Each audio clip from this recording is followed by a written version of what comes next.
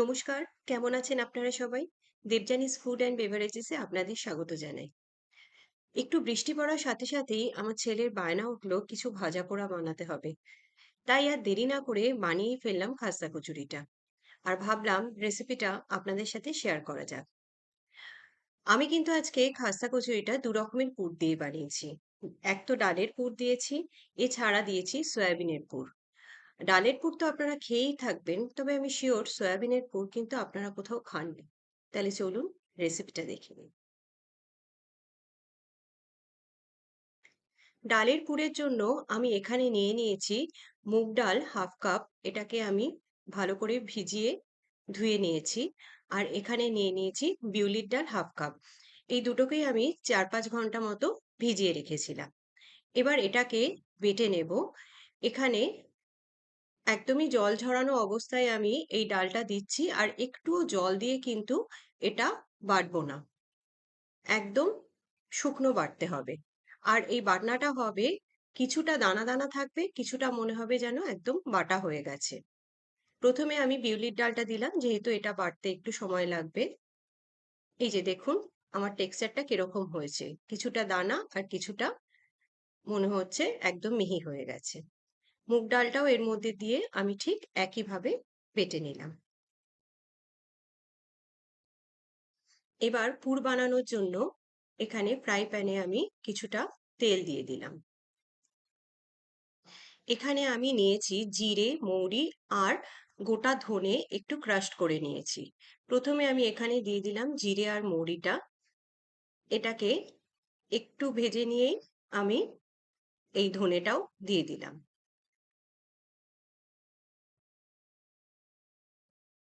এখানে দিয়ে দিলাম সামান্য একটু হিং।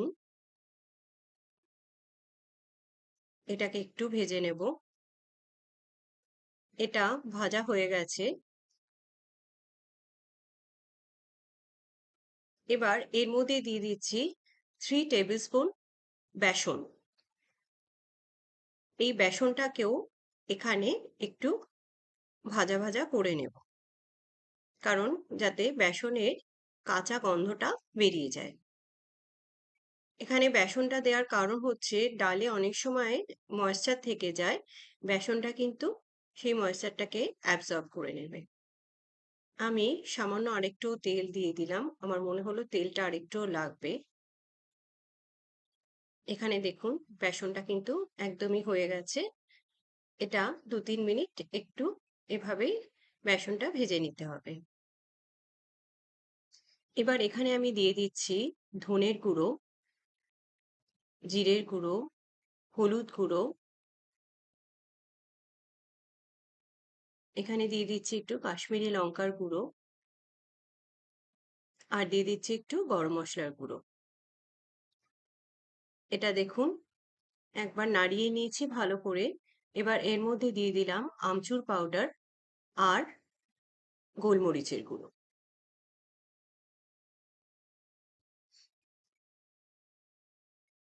মশলাটা কিন্তু একদমই কষে গেছে। এবার এর মধ্যে আমি এই ডালটাকে দিয়ে দিচ্ছি। এখানে কিন্তু কোথাও আমরা এতটুকু জলের ব্যবহার করব না, যেহেতু এই ডালের পুরটা কিন্তু একদমই ড্রাই হয়। এখানে আমি দিয়ে দিচ্ছি পরিমাণ মতো নুন, আর এখানে দিয়ে দিচ্ছি কিছুটা বিট নুন। এখানে কিন্তু দু রকমের নুন অবশ্যই ব্যবহার করতে হবে, তবেই কিন্তু এটা টেস্ট আসবে। এই ডালের পুরটা কিন্তু বানিয়ে আমরা অনেক দিন অবধি ফ্রিজে রেখে দিতে পারি, তাই আমি এটা একটু বেশি পরিমাণে বানিয়েছি। মোটামুটি 1 মাস আপনারা কিন্তু কোনো এয়ারটাইট কন্টেনারে করে এটাকে ফ্রিজে রেখে দিতে পারবেন, এবং যখন ইচ্ছে বের করে বানিয়ে খেতে পারবেন। আর শুধু তাই নয়, এটা শুধু খাস্তা কচুরির জন্যই নয়, আপনারা কিন্তু যে কোনো রকম পরোটার সাথেও এইটা পুর ভরে খেতে পারেন। এখানে আমি দিয়ে দিলাম সামান্য একটু গুঁড়ো চিনি, আর দিয়ে দিচ্ছি একটুখানি কসুরি মেথি। এটা দেখুন কতটা ঝরঝরে হয়ে গেছে। এটাকে ভালো করে মিশিয়ে আরেকটু নাড়াচাড়া করে নেব। এই পুরটা কিন্তু দারুণ টেস্ট হয় খেতে। আপনার পরোটা, ইভেন কচুরির মধ্যেও কিন্তু এই পুর ভরে খেতে পারেন। এটা কিন্তু দারুণ লাগে খেতে। একবার বানিয়ে নিলে কিন্তু অনেকদিন অবধি আপনারা এটাকে রেখে দিতে পারবেন। এখানে দেখুন পুরটা কিন্তু আমার একদমই হয়ে গেছে। এটা কিন্তু সুন্দর ঝুরঝুরে হয়ে গেছে। ঠিক এরকমই টেক্সচার দরকার। এবার সয়াবিনের পুর বানানোর জন্য আমি এখানে নিয়ে নিয়েছি সয়া চাংস। এটাকে ভালো করে আমি সেদ্ধ করে নিয়েছি এবং জল ঝরিয়ে নিয়ে এটাতেও মিক্সিং জারে দিয়ে একদম জল ছাড়া এটাকে একটু বেটে নেব। এই দেখুন টেক্সচারটা ঠিক এরকম হবে। আপনারা কিন্তু সোয়া গ্র্যানুলসও ইউজ করতে পারেন এর জায়গায়। এখানে ফ্রাই প্যানের মধ্যে আমি একটু তেল দিয়ে দিচ্ছি।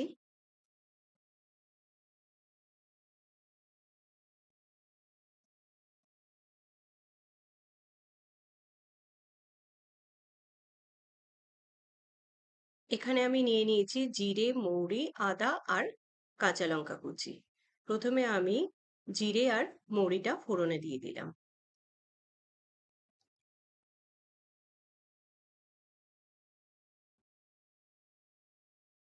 এখানে দিয়ে দিচ্ছি সামান্য একটু হিং।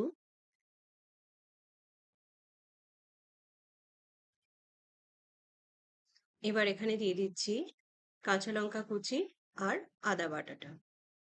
এটাকে ভালো করে মিশিয়ে নেব যাতে আদার কাঁচা লঙ্কা কাঁচা গন্ধটা চলে যায়। এটা ভালো করে ভাজা হয়ে গেছে। এবার এখানে আমি ইউজ করছি ছাতু। আমি এখানে 2 টেবিল স্পুন মতো ছাতু দিয়ে দিলাম। আর যেহেতু ছাতুটা রোস্টেডই হয় সেই জন্য এখানে কিন্তু এটাকে খুব একটা বেশিক্ষণ কুক করার দরকার নেই। এর মধ্যে আমি দিয়ে দিলাম একটু হলুদ গুঁড়ো আর ধনের গুঁড়ো। এটাকে ভালো করে মিশিয়ে নেব।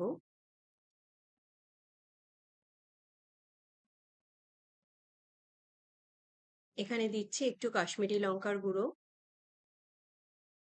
আর সামান্য একটু গরম মশলার গুঁড়ো।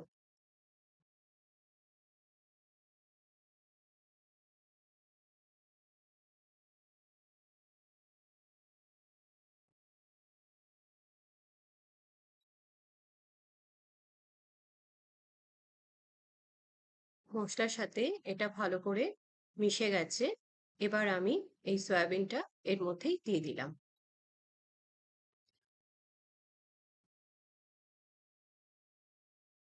সয়াবিনের এই পুরটা কিন্তু আপনারা বেশি দিন রাখতে পারবেন না, ৩-৪ দিন অবধি এটা থাকবে। সেই জন্য এটা আমি অল্প পরিমাণেই বানালাম। আম, যেহেতু এটা সয়াবিন, বেশি দিন রাখা কিন্তু এটা সম্ভব হবে না। এছাড়া এর মধ্যে আদা, কাঁচা লঙ্কা এই সমস্ত কিছুও পড়ছে, এগুলো কিন্তু বেশি দিন অবধি রাখা যাবে না। আমি এখানে দিয়ে দিলাম সামান্য একটু নুন আর বিট নুন। দিয়ে দিচ্ছি একটু গোলমরিচের গুঁড়ো। এটাকে ভালো করে এবার ভাজা ভাজা করে নেব।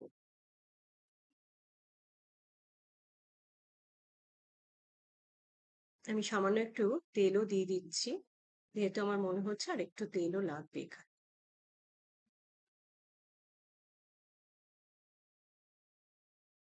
এটা দেখুন এরকম সুন্দর মশলার সাথে মিশে গেছে এটা। এবার আমি এখানে দিয়ে দিলাম সামান্য একটু গুঁড়ো চিনি। এই পুরটা কিন্তু দারুণ টেস্টি একটা পুর হয় এবং খাস্তা কচুরির মধ্যে এরকম পুর আমি কিন্তু কোনোদিন খাইনি। আমি জানি না, আপনারা খেয়ে থাকলে অবশ্যই আমাকে জানাবেন। তবে সত্যি বলতে কি একবার অবশ্যই বানিয়ে খেয়ে দেখবেন এটা। এটা যে এতটা ভালো লাগবে আমি নিজেও বুঝিনি। এখানে আমি কিছুটা ধনেপাতাও কেটে মিশিয়ে দিলাম। এবার লাস্ট আমি হাফ লেবুর রস এখানে দিয়ে দিলাম। এই লেবুর রসটা দেওয়াতে কিন্তু এটার টেস্টটা আরো বাড়বে। এটা দেখতেই পাচ্ছেন সুন্দর ঝুরঝুরে হয়ে গেছে, একদম শুকনো একটা পুর তৈরি হয়ে গেছে। এটা কিন্তু এর থেকে বেশি আর কিছু করার নেই। এখানে আমি যেই চাটনিটা বানাবো সেই চাটনির জন্য এখানে কিছুটা গুড় নিয়েছি, এই 1/4 কাপ মতো, এবং সেটাকে কিছুটা জলে আমি ভিজিয়ে রেখে দিচ্ছি। এটা দিয়ে আমি আজকে চাটনি বানাবো। ততক্ষণে আমি ডোটা বানিয়ে নিই। এখানে আমি নিয়ে নিচ্ছি 2 কাপ পরিমাণ ময়দা।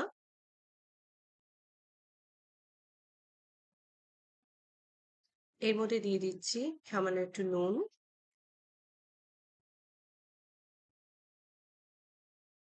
আর কিছুটা জোয়ান নিয়ে এভাবে হাতে ক্রাশ করে এটাকে দিয়ে দিচ্ছি। এটা ভালো করে মিশিয়ে নেব।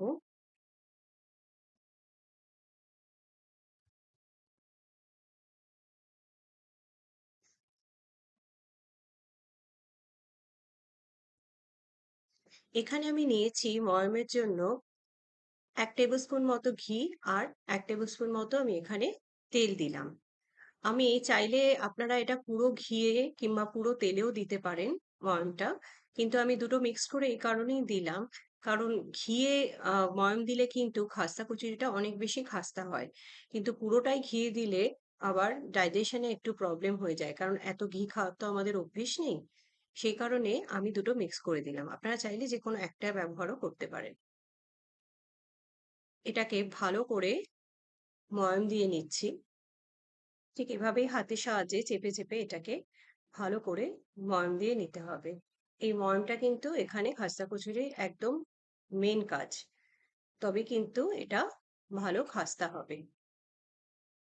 দেখুন, এটা একদমই টেক্সচারটাও চেঞ্জ হয়ে গেছে। কতটা এটা সুন্দরভাবে ময়াম হয়ে গেছে। এবার এখানে আমি সামান্য একটু উষ্ণ গরম জলের ইউজ করছি এটা মাখার জন্য। কারণ খাস্তা কচুরির জন্য আমাদের একটা সফট ডো এর প্রয়োজন হয়। আর এই গরম জলটা দিয়ে মাখলে কিন্তু এই ডোটা অনেকটাই নরম হবে। আমি এটা একটু কাদা কাদা করেই মাখবো প্রথমে।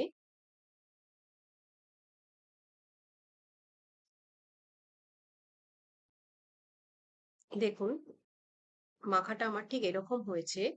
এবার এটাকে হাতের সাহায্যে এরকম থাবড়ে থাবড়ে নিয়ে অন্তত 10-15 বার এরকম থাবড়ে নিয়ে করতে হবে। তবে কিন্তু ডোটা অনেক সফট হবে। আমার ওই জায়গাটা অনেক ছোট হয়ে যাচ্ছিল, তাই আমি একটা ফ্ল্যাট সারফেসের মধ্যে নিয়ে নিলাম। এবার ঠিক একইভাবে আমি এটাকে থাবড়ে থাবড়ে এভাবে আছাড় মেরে মেরে একটু করব, যাতে ডোটা কিন্তু একদম সফট হবে, এবং এটার উপরেই কিন্তু ডিপেন্ড করবে কতটা খাস্তা হবে। আমি সামান্য একটু জলও দিয়েছিলাম এখানে। এই দেখুন, ডোটা কিন্তু একদম রেডি। দেখেই বুঝতে পারছেন এটা কতটা সফট হয়েছে। ঠিক এরকমই টেক্সচার আমাদের কিন্তু দরকার।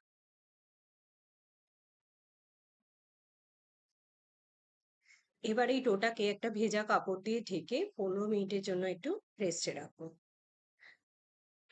এখানে দেখুন, চাটনি বানানোর জন্য যে গুড়টা আমি ভিজিয়ে রেখেছিলাম সেটা একদম মিশে গেছে। এটাকে আমি ফ্রাই প্যানের মধ্যে ডাইরেক্ট দিয়ে দিলাম, আর এখানে আরেকটু পরিমাণ জল দিয়ে দিচ্ছি। তেঁতুলের চাটনি তো আপনারা এটার সাথে ভালো লাগেই, খেয়েইছেন। কিন্তু এভাবে চাটনি বানিয়ে একটু খেয়ে দেখবেন। তেঁতুলের চাটনি একটু সময় সাপেক্ষ ব্যাপার, কিন্তু এটা কিন্তু একদম ইনস্ট্যান্টলি 5 মিনিটের মধ্যে তৈরি হয়ে যায়। আমি এখানে দিয়ে দিলাম কিছুটা আমচুর পাউডার আর কিছুটা কাশ্মীরি লঙ্কার গুঁড়ো। এই দুটোরই পরিমাণ কিন্তু একটু বেশি লাগবে, কারণ এটার উপরে ডিপেন্ড করছে কাশ্মীরি লঙ্কাটার জন্য এটা লাল রং হবে, এবং আমচুর পাউডারেই কিন্তু এটা টকটা হবে। এখানে আমি দিয়ে দিচ্ছি সামান্য একটু বিট নুন আর প্লেন নুন। দুটোই নুনের কিন্তু এখানে ব্যবহার হবে। এটাকে একটু ফুটতে দেব। আপনারা রাস্তার ধারে যদি কোনোদিন খাস্তা কচুরি খেয়ে থাকবেন, তো এরকমই চাটনি কিন্তু আমাদের সার্ভ করা হয়। এখানে আমি 1 চামচ মতো কর্নফ্লাওয়ার নিয়ে তার মধ্যে একটু জল মিশিয়ে এর মধ্যে একটু একটু করে দিয়ে দেব। যতটা থিকনেস আমাদের দরকার ঠিক ততটাই আমি দেব এখানে।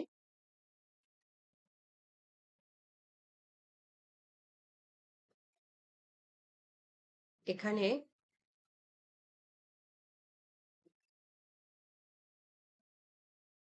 আমার এটা কিন্তু বেশ অনেকটাই থিক হয়ে গেছে। আর কিন্তু আমি কর্নফ্লাওয়ারটা দিচ্ছি না। আর এটাকে ঘনও করব না, কারণ নামানোর পরও এটা আরেকটুও ঘন হয়ে যাবে। ব্যাস, চাটনি কিন্তু একদম রেডি। এবার এখানে কিন্তু ডোটা আমার 15 মিনিট রেস্ট হয়ে গেছে। দেখুন কতটা সফট হয়ে গেছে ডোটা। এবার এখান থেকে আমি সমান সাইজে লেচি করে নেব, যেরকম মোটামুটি আমরা রুটির জন্য করে থাকি লেচি, ঠিক ওরকমই হবে।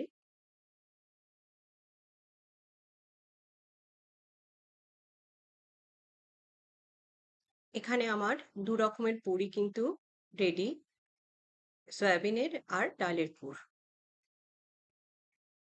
এবার একটা লেচি নিয়ে আমি এভাবে মাঝখানটা মোটা রাখবো এবং সাইডটাকে চেপে চেপে একটা গোল বাটির মতো করার চেষ্টা করছি। এবার কিছুটা পুর নিয়ে এইভাবে মাঝখানটা চেপে দিয়ে সাইডগুলোকে একসাথে করে মুখটা ভালো করে চেপে বন্ধ করে দেব। এবার এটাকে চেপে এইভাবে সাইডগুলোকে চেপে চেপে মশলাটা পুরো ছড়িয়ে দেব এবং এটা যতটা সম্ভব ফ্ল্যাট করে দেব। আমি ডালের পুর দিয়েও আপনাদের একটা দেখিয়ে দিচ্ছি। ঠিক একইভাবে সাইডটাকে পাতলা করে ডালের পুরটা এর মধ্যে ভরে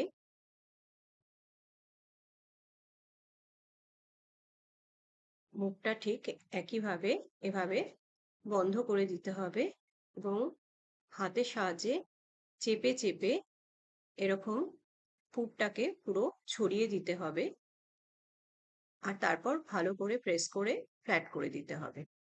এভাবে আমি সবকটাই গড়ে নেব। এবার ভাজার পালা। তেলটাকে আমি গরম হয়েছে কিনা দেখার জন্য একটা ছোট্ট ময়দার টুকরো এখানে ফেলে দেখলাম। এটা কিন্তু সবে গরম হওয়া শুরু হয়েছে। দেখুন এটা কিন্তু ওপরের দিকে একদমই ভেসে ওঠেনি। আমাদের তেলটা ঠিক এরকমই গরম দরকার। এবার সবকটা আমি এখানে ছেড়ে দেব এবং একদম কম আঁচে এটাকে ভাজবো। এখানে দেখুন এগুলো কিন্তু ফুলেও উঠেছে এবং একদম ওপরের দিকে ভেসে উঠেছে। এই ঠিক এইরকম ভাবেই লো আঁচে কিন্তু ভাজতে হবে এগুলো। এবার আস্তে আস্তে করে এগুলোকে উল্টে পাল্টে দিতে হবে। এটা কিন্তু নিচের থেকে এভাবে ভেসে উঠবে, আপনাদের কোনো রকম খুন্তি দিয়ে নাড়াচাড়ার দরকার নেই। একটা দিক হয়ে গেলে তারপরই এটাকে নাড়িয়ে উল্টো দিকটা করবেন।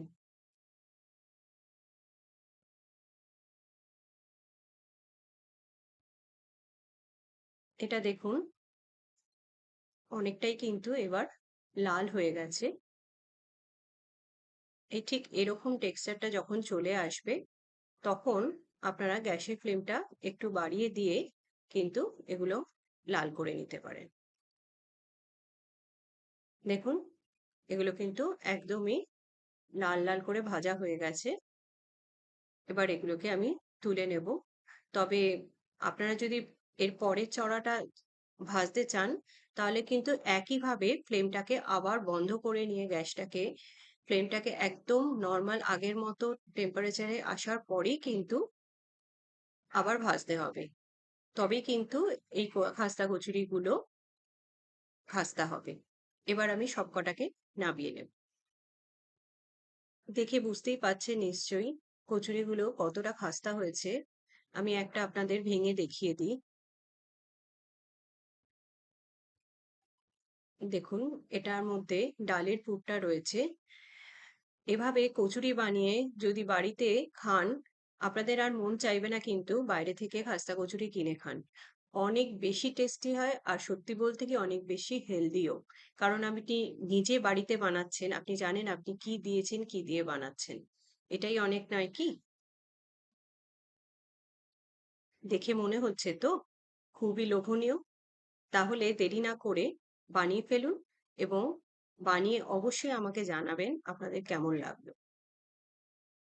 আমার রেসিপিটা যদি আপনাদের ভালো লেগে থাকে তাহলে আমার চ্যানেলটাকে একটা লাইক, শেয়ার, সাবস্ক্রাইব করতে কিন্তু ভুলবেন না। আর বেল আইকনটা প্রেস করে দেবেন আমার পরবর্তী ভিডিও নোটিফিকেশন পাওয়ার জন্য। আর আমার চ্যানেলটাকে একটু ফলো করে দেবেন। আপনারা সুস্থ থাকুন, ভালো থাকুন, ভালো খান। ধন্যবাদ।